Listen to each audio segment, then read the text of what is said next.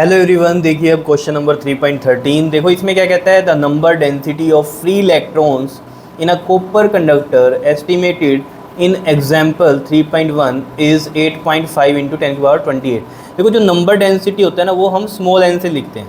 क्या होता है, ये number of electrons per unit volume होते हैं। ठीक है, पता है आपको। तो एन की जो वैल्यू दी हुई है स्मॉल एन की, वो कितनी दी हुई है, 8.5 इंटू में 10⁻28 पर मीटर क्यूब दी हुई है। ठीक है, यही चीज़ मैंने आपको बताई थी अभी। क्या बताई थी कि n इज इक्वल टू में क्या होता है, कैपिटल N बाय वॉल्यूम। अब n क्या है, नंबर ऑफ इलेक्ट्रॉन्स, और वॉल्यूम का क्या आता है, मीटर क्यूब यूनिट। तो इसके यूनिट क्या बन जाएंगे, पर मीटर क्यूब। इस तरीके से बने आएंगे। क्लियर है इतनी बात, बताओ। ठीक है, चलो उसके बाद देखो जरा कहानी क्या है। कहता है how long does an electron take to drift from one end of a wire 3 metre long to its outer end. देखो जैसे मान लो ये एक आपके पास वायर है ऐसे, ठीक है, और ये कितनी मीटर लॉन्ग है, 3 मीटर लॉन्ग है, यानी कि जो डिस्टेंस है वो इतना है। ठीक है, अब इलेक्ट्रॉन्स को एक एंड से दूसरे एंड जाने में 3 मीटर का डिस्टेंस कवर करना है। तो वो कह रहा है हाउ लॉन्ग, यानी कि कितना टाइम लगेगा इसको इस एंड से, ये इलेक्ट्रॉन इस एंड से इधर इस एंड तक पहुँचने में। ठीक है, तो यानी कि जो जिस स्पीड से जाएगा उसको हम ड्रिफ्ट स्पीड बोलते हैं, ड्रिफ्ट वेलोसिटी बोलते हैं यहाँ पर। ठीक है ना, तो ड्रिफ्ट वेलोसिटी से जाएगा ये इस तरीके से।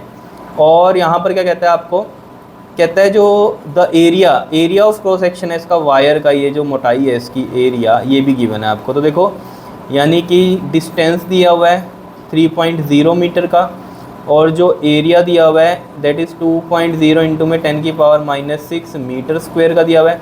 और जो करंट है इसमें, जो करंट कैरी हो रहा है वो कितना है, 3.0 एम्पियर का। अब देखो ये बहुत सिंपल है, हमें क्या निकालना है, हाउ लॉन्ग, कितना टाइम लग रहा है इलेक्ट्रॉन को ड्रिफ्ट होने में, एक एंड से दूसरे एंड में जाने में। ठीक है, तो यानी कि हमें यहाँ पर टाइम की वैल्यू निकालनी, यानी कि टाइम का आंसर निकालना है। ठीक है, तो देखो कैसे निकलेगा। देखो टाइम तो हमें पता ही है। देखो अगर फॉर्मूला आपको पता है, स्पीड इज इक्वल टू में क्या होता है हमारा, डिस्टेंस अपॉन में टाइम होता है। ठीक है, और यहाँ से हम टाइम निकाल रहे हैं तो हमारा टाइम बन जाएगा डिस्टेंस अपॉन में स्पीड बन जाएगा।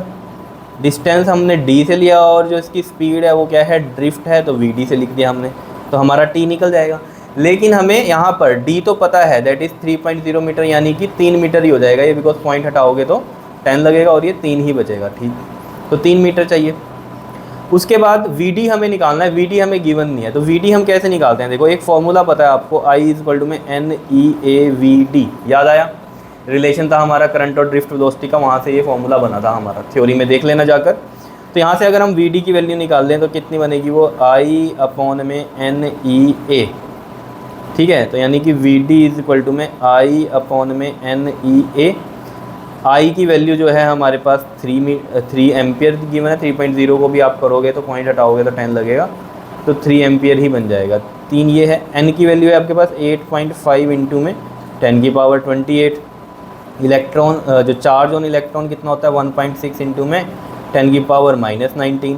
और एरिया अभी गिवन है हमें, वो कितना है, 2.0 इंटू में 10⁻⁻6 है, ये गिवन है आपको। ठीक है, तो ये वैल्यू मैं सारी यहाँ पर लिख लेता हूँ, ये इसको ऐसे ही रहने देते हैं। ठीक है, ऐसे ही रहने दो।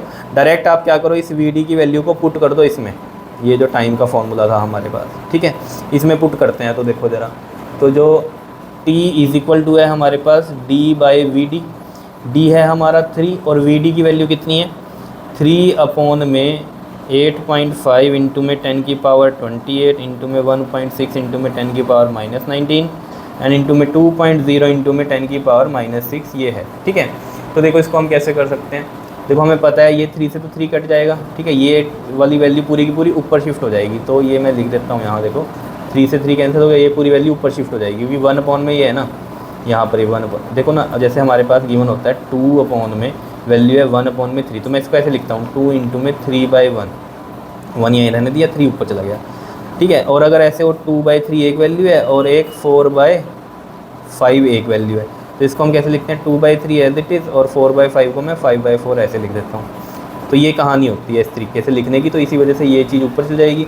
तो यहाँ पर आ जाएगा 8.5 इंटू में 10⁻28 इंटू में, पॉइंट हटा देता हूँ मैं, ये 10 लगा दिया, 1.6 का भी 10 लगा दिया, ये 10⁻⁻19 है, 2.0 है, इसका भी हम 10 लगा देते हैं पॉइंट हटाकर, और ये 10⁻⁻6 है। देखो ये 0 से ये 0 गई, यहाँ अगर आप देखोगे तो ये 85 इंटू में ये 16 और इंटू में ये 2 हो रहा है।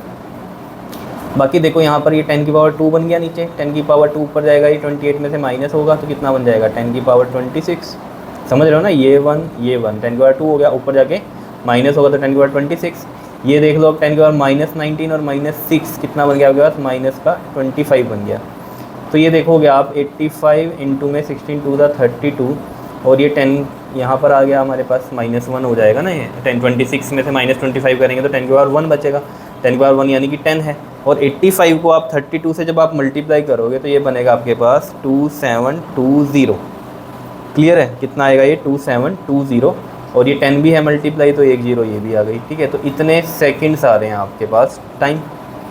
क्लियर। अब इसको अगर मैं पॉइंट में मतलब स्टैंडर्ड फॉर्म में लिखूँ तो कैसे लिखूँगा, तो मैं इसको ऐसे लिख दूँ 272 इंटू में 100 आ गया। ठीक है, फिर इसको मैं ऐसे लिख दूँ, यहाँ पर पॉइंट एक डिजिट के बाद आना चाहिए तो मैं 2 डिजिट इधर लेके जाऊँगा पॉइंट, तो 2.72 जब करूँगा तो लेफ्ट साइड गए ना 2 लेके, तो 10 की पावर क्या आएगी, प्लस में 2 आएगी, और ये 100 तो साथ में ये वाला चल ही रहा है।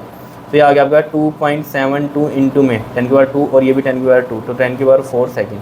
तो ये आंसर आएगा आपका, आप बुक में देख लेना, ये मिलेगा आपको। ठीक है, और अगर आवर्स में करना है इसको तो बड़ा सिंपल है, इसको क्या करो 2.72 है ना ये आपके पास, इंटू में 10 की पावर 4 को मैं ऐसे लिख दूँ 10,000, इसको डिवाइड कर दो 3600 से, तो आपका जो है ये आ जाएगा। देखो 2.72 का भी पॉइंट हटाएंगे तो 100 लग जाएगा, और ये ऊपर 100 बचा, ये सेकेंड से, तो ये बच गया। अब इसको आप डिवाइड कर लेना, 272 को 36 से जब आप डिवाइड करोगे ना तो आप क्या देखना पूरा पूरा कट जाएगा, 7.5 आवर्स आ जाएगा। ठीक है, तो ये भी आंसर सही है। अब ये समझ लो कैसे इसको आवर्स में किया, देखो आप खुद सोचो, 60 मिनट का 1 आवर होता है। ठीक है, और 1 मिनट में सेकंड कितने होते हैं, 60 सेकंड। तो यहाँ अगर इसको सेकंड बनाना है तो 60 मिनट को सेकंड बनाना है तो 60 से मल्टीप्लाई करूँगा, बिकॉज 1 मिनट में 60 सेकंड होते हैं, तो ये 1 आवर ही होता है, तो यानी कि 3600 1 आवर के बराबर होता है। तो 1 सेकंड किसके बराबर होगा, 1/3600, और इतने सेकंड्स जितने भी हैं ये 2.72 इंटू में 10 की पावर 4 सेकंड्स, तो क्या होगा 1/3600, और ये मल्टीप्लाई हो जाएगा इधर। समझ रहे हो, तो इस तरीके से ये सॉल्व हो जाएगा। समझ रहे हो ना बात को। ठीक है, तो डायरेक्ट आप याद रख लो ना, सेकंड्स को आवर्स में करना है चेंज तो डिवाइड बाय 3600 करते हैं, तो इस तरीके से आपका आंसर आ जाएगा। क्लियर है, बताओ आया समझ में। बिल्कुल ही सिंपल था क्वेश्चन, तो टाइम निकालना था, हाउ लॉन्ग से समझ जाना था आपको, टाइम निकालना है, सब चीज़ें गिवन थी।